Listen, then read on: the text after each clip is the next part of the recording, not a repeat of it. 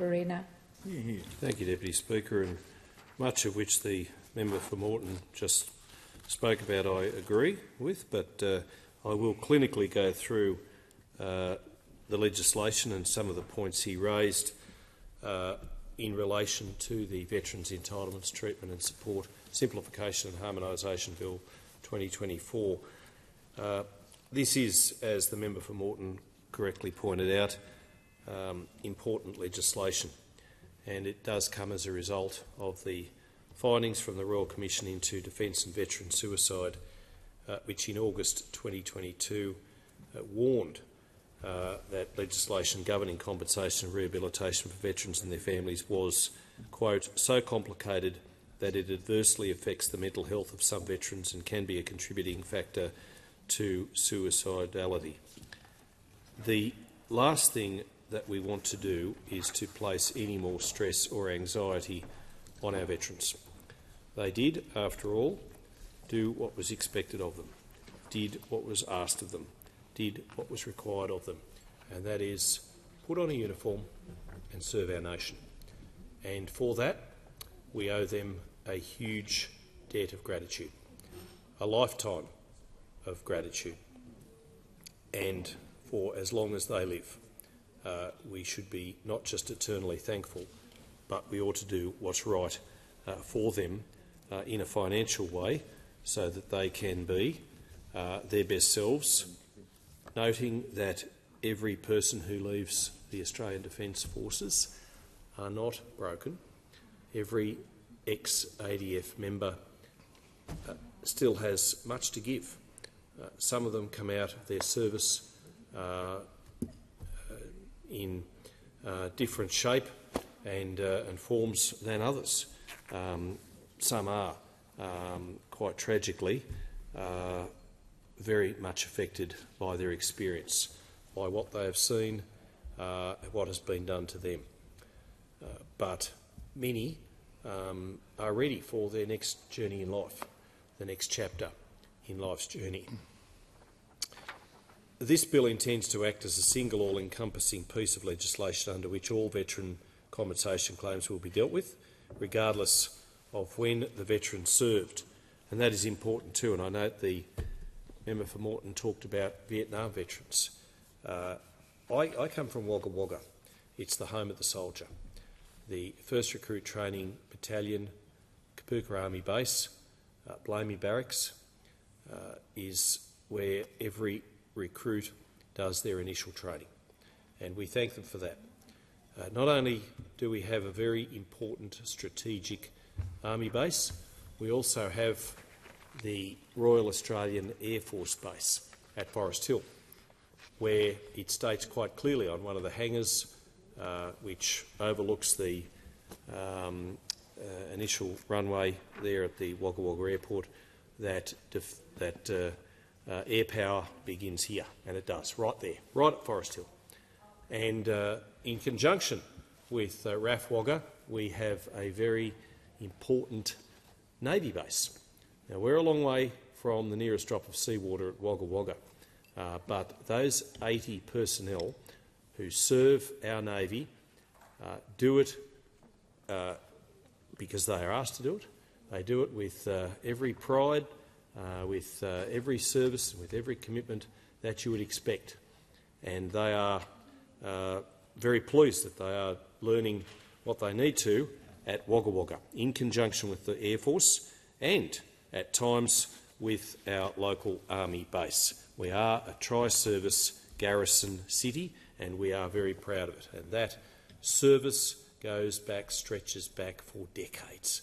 And given the fact that the former coalition government, honoured by the now Labor government, spending upwards of $1.4 billion at both the RAF Wagga and Kapooka military bases at Wagga Wagga, that service and commitment and dedication and presence will last not just for many more decades to come, but forever, because the price of peace is eternal vigilance, and the training begins at Wagga Wagga. So I'm very aware of the commitment that we need to make to our veterans. very aware of the necessity to ensure that they are well looked after.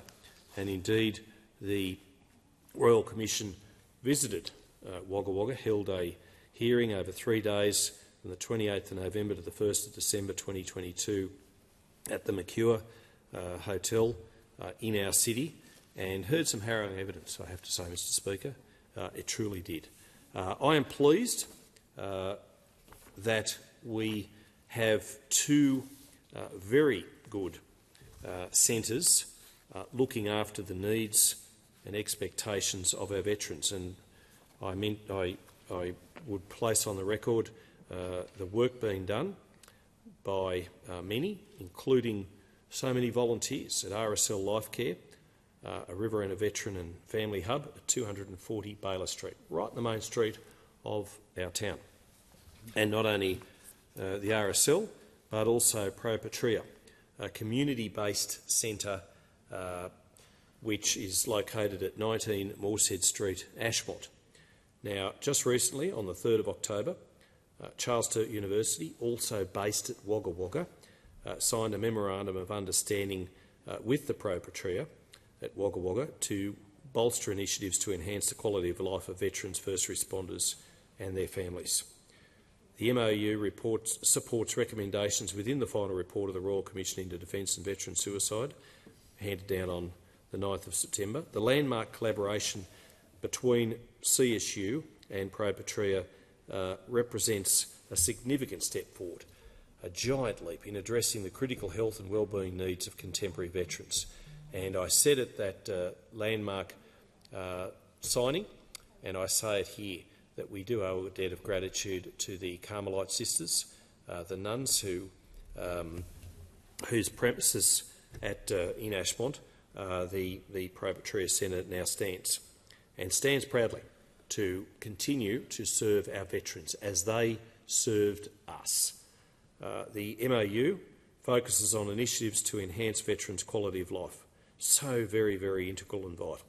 The MOU also speaks to the tragic numbers of deaths by suicide amongst members of the ADF, recently outlined within a report by the Australian Institute of Health and Welfare. The report outlined there were 1,677 certified deaths by suicide of ADF members between 1997 and 2021.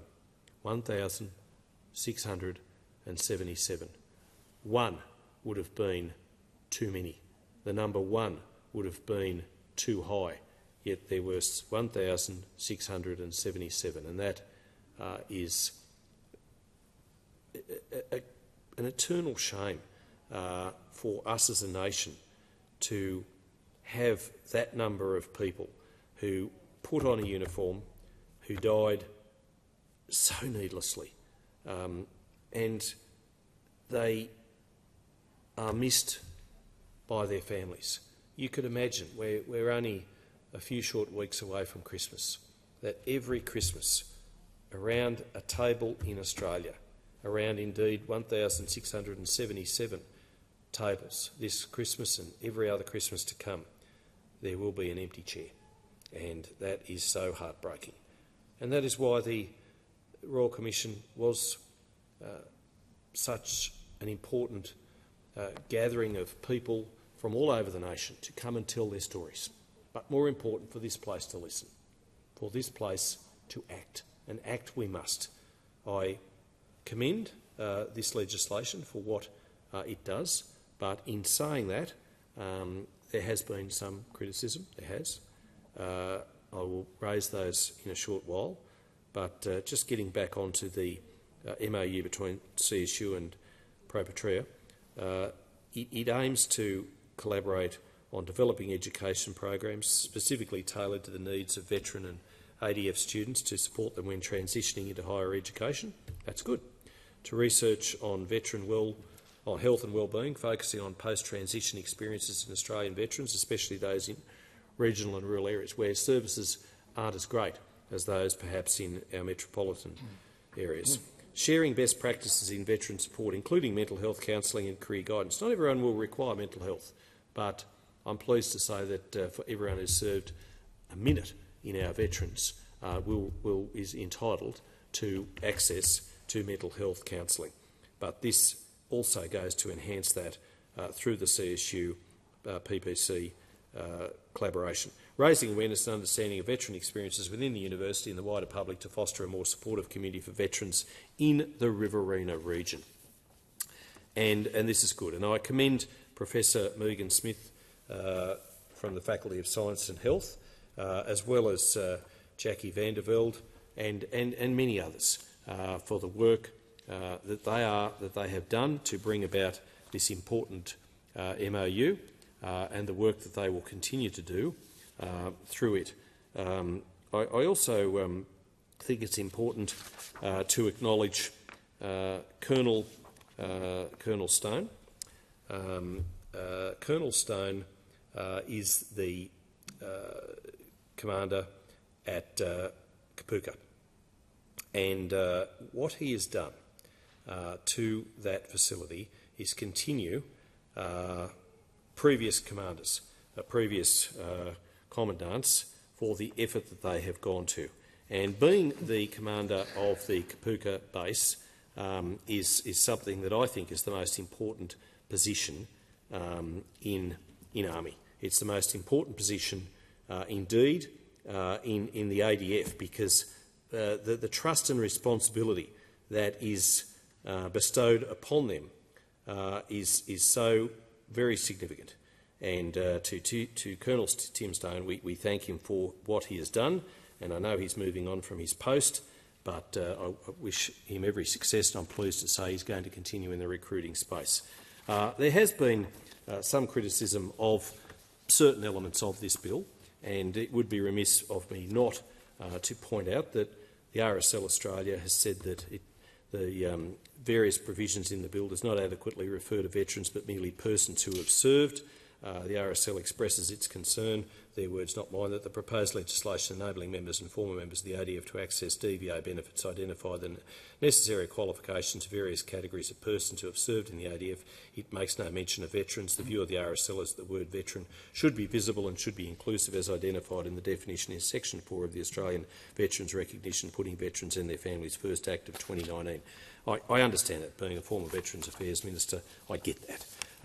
Legacy Australia said it lacks a clause to enable data exchange with Centrelink to avoid overpayments. We don't want to see that, and then provisions going to getting those remittances repaid. Further, Legacy suggests this opportunity for major reform should be fully embraced with other changes, including veterans should be reimbursed for medical evidence costs. They talk about inadequate DVA medical fees. Legacy regularly hears from its clubs of the difficulty that families with veterans have in accessing medical treatment, including for mental health, due to the medical practitioners not being prepared to provide medical services at the rates paid by the DVA. These rates need to be reviewed and at least raised to those paid by the NDIS. Probably no argument there.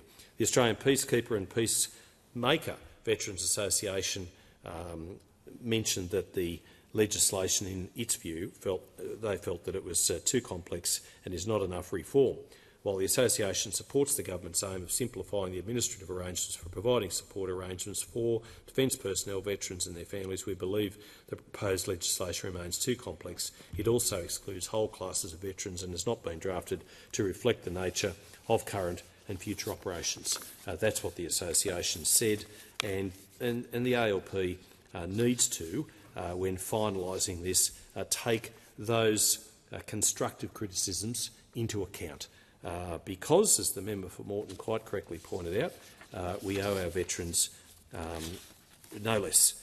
He mentioned the fact that the very front doors at the newly refurbished, I'm proud to say, Australian War Memorial lead right along Anzac Avenue, right through the front doors of the Parliament, right through the Cabinet table, right through to the Prime Minister's desk. And that is not just symbolic, that is necessary, because every leader of this nation understands how important our veterans are. Every member of this place should do everything they can, both as members to help constituents, but I'm proud to say I have a fine veteran community in the Riverina, and I'll just finally say a big thank you to Bob and Gladys Back of Bethungra, who do more than many to help our veterans as they should and as we should.